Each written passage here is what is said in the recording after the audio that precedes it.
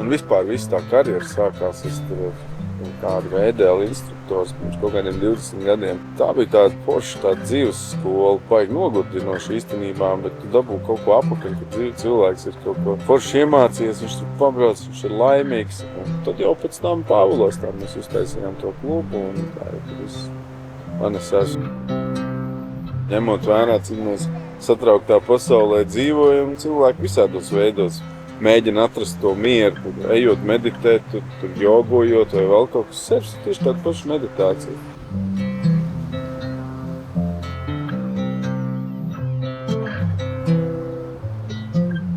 Te vairāk ir sportisti savākušies, kas koncentrē kaut ko dara vienu. Un visi viņi gandrīz paralēli labprāt uzsērfos. Ir tas tāds papildinājums visam. Jo dēļ sporta viens otru baro. Es pat teiktu tā, ka tās minoritātes, tur windsurfings un visādi šādi veidi, tās komunas, viņas pat kaut kā savstarpēji ir pievilcīgāks ar to, ka viņas ir draudzīgāks.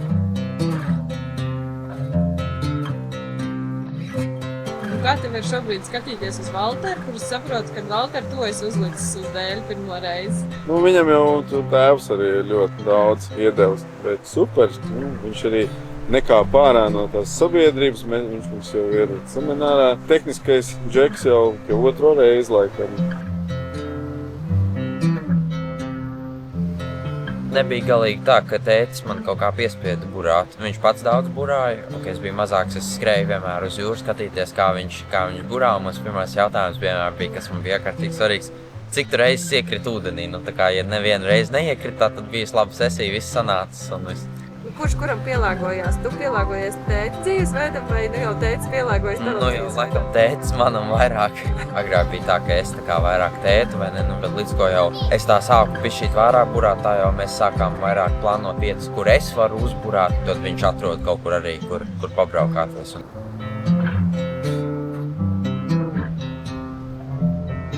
Man ūdens ir vienmēr tā interesējis, pirms burāšanas jau kaut ko bišķīt sērfoju. Tas nāca tā naturāli ļoti.